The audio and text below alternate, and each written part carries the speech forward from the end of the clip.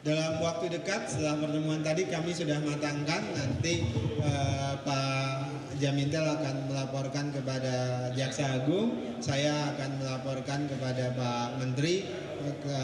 Ini adalah instruksi beliau berdua berangkat dari instruksi Presiden. Pak, ada ini Pak. Bilangnya ada 500 orang dari Kementerian Agama yang 400. yang akan ditunjuk berarti ya. Ya, betul. Jadi ada migrasi dari Kementerian Agama 400, dari Kementerian Kesehatan itu ada 50, dan kita belum dapat data lagi dari beberapa kementerian yang lain. Pak Sariful Alam dari Rembon, Pak. Pak, pertanyaannya itu kan tadi ada tahapannya untuk screening ini kerjasama dengan Kementerian Haji dan Kejaksaan Agung, kapan tuh? Berapa tahapannya, bagaimana selain tadi screening? Terus berapa lama untuk proses ini, screening ini? Masalah waktu tentu nanti yang dari Kejaksaan Agung. Ya, datanya kami akan serahkan. Kemarin juga beberapa nama juga sudah kami serahkan kepada Kejaksaan Agung, terutama ke Pak Jamintel, karena tentu Jaksa Muda Intelijen punya kapasitas untuk melakukan screening dan tracking tersebut. Pak Daniel, saya Fadi Pak dari Tribun News, sini Pak. Pak, terkait ini kita berkaca dari sebelumnya waktu masih dipegang Kementerian Agama kan kita tahu ada kasus suap kuota ya Pak. Apakah tadi ada asistensi mungkin dari Kejaksaan agar memitigasi agar tidak terjadi kasus tersebut?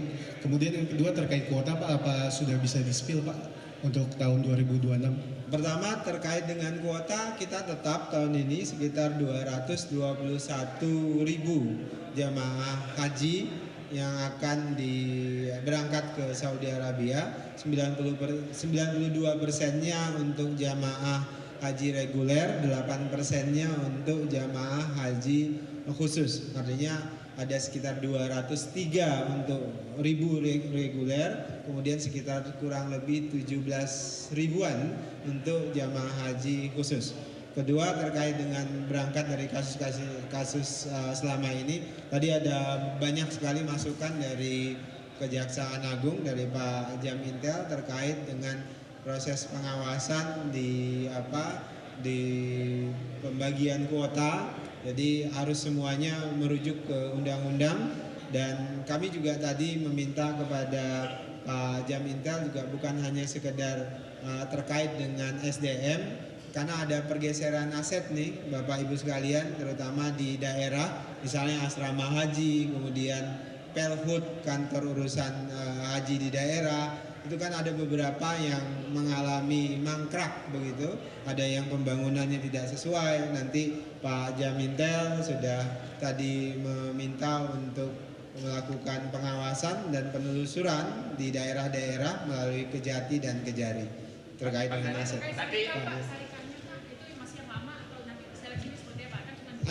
Iya, ada 2 syarikah, nanti diumumkan, Anda bisa lihat di sosial media, saya nggak hafal namanya. Jadi begini, syarikah itu yang ikut seleksi ada lebih dari 150 syarikah. Nah, dalam proses lelang segala macam terpilih awalnya ada tinggal 50, kemudian ada tinggal sekitar 20, kemudian terakhir itu ada tinggal 4, dan terakhir nanti akan dipilih 2 syarikah. Dan itu sudah diumumkan oleh kantor urusan haji Saudi Arabia. Anda bisa cek di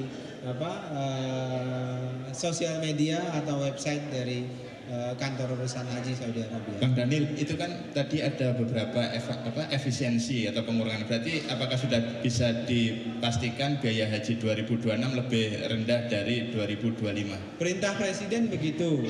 Jadi nanti ini masih satu tahapan ya. Makanya kami butuh bantuan dari Kejaksaan Agung. Tadi Prof. Reda dan tim sudah akan fokus untuk ikut membantu sesuai dengan perintah Presiden. Begini, karena di proses pengadaan dan jasa, dugaan kami bisa terjadi kebocoran yang signifikan, 20 sampai dengan 30%. Dari 10 proses pengadaan itu, total pengadaan atau total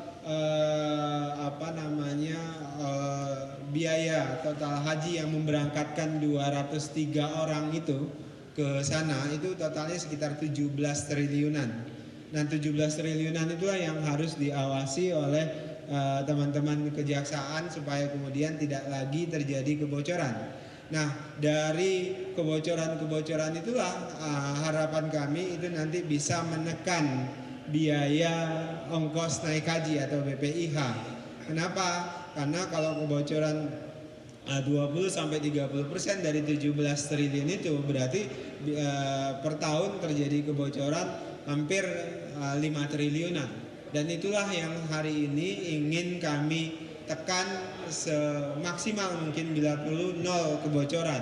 Nah, dengan cara menekan kebocoran itulah kemudian BPIH bisa kita tekan supaya lebih rendah. Karena kalau dihitung dari sisi moneter, dari sisi finansial untuk menekan BPIH itu tidak mudah karena dolarnya naik kan. Dan sekarang saja patokan dolar kita sekitar 16.500, tahun lalu 16.000. Sehingga kalau dari sisi finansial itu pekerjaan berat untuk menekan BPIH. Tapi itu menjadi mudah kalau kemudian kebocoran ini bisa kita tekan. Kami fokus pada kebocoran untuk memastikan BPIH sesuai dengan perintah Presiden itu turun. Dan disitulah kami memohon bantuan dari Kejaksaan Agung untuk menekan kebocoran ini. Oke, cukup ya teman-teman sekalian. Terima kasih. Terima kasih Pak Jaksa. Ini kami serahkan nama-namanya, data untuk di screening. Dari Eselon 1 juga Pak? Semuanya. Maaf Pak.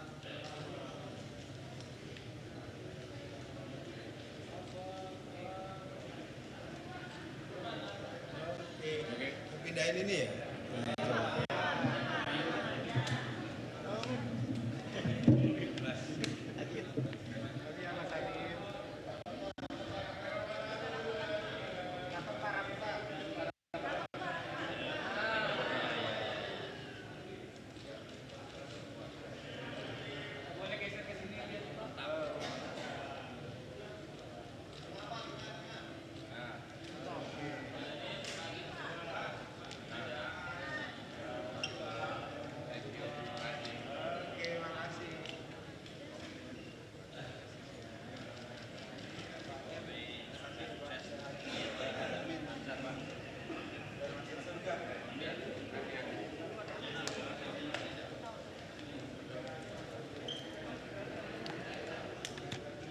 Ya, baru saja kita mengikuti jalannya konferensi pers terkait MOU Kementerian Haji dan Umroh beserta dengan Kejagung, di mana dari pihak Kementerian Haji dan Umroh memberikan nama-nama yang melaksanakan tugas dalam pelaksanaan haji tahun 2026 nanti. Dan dari informasi MOU ini nanti akan dilakukan proses screening lebih mendalam dari pihak Kejagung untuk menekan hal-hal yang tidak diinginkan. Dan ada beberapa poin yang disampaikan oleh Dhanil Anzar Simanjuntak selaku Wakil Menteri Haji dan Umroh, di mana terkait kuota haji ini nanti akan mengikuti ketentuan peraturan perundang-undangan sebelumnya, yakni pada tahun 2026 nanti ada sekitar 221.000 haji atau kuota haji yang dengan pembagian persentasenya adalah 92% untuk kuota haji reguler dan juga 8% untuk kuota haji khusus. Dan di sisi lain nantinya dari pihak Kementerian Haji dan Umroh akan melakukan upaya penekanan secara maksimal terkait kebocoran-kebocoran, karena dari biaya pemberangkatan haji di tahun 2026 diperkirakan ini mencapai 17 triliun rupiah, dan dengan adanya upaya penekanan ini diharapkan dapat menekan biaya BPIH sesuai dengan arahan dari Presiden Prabowo Subianto.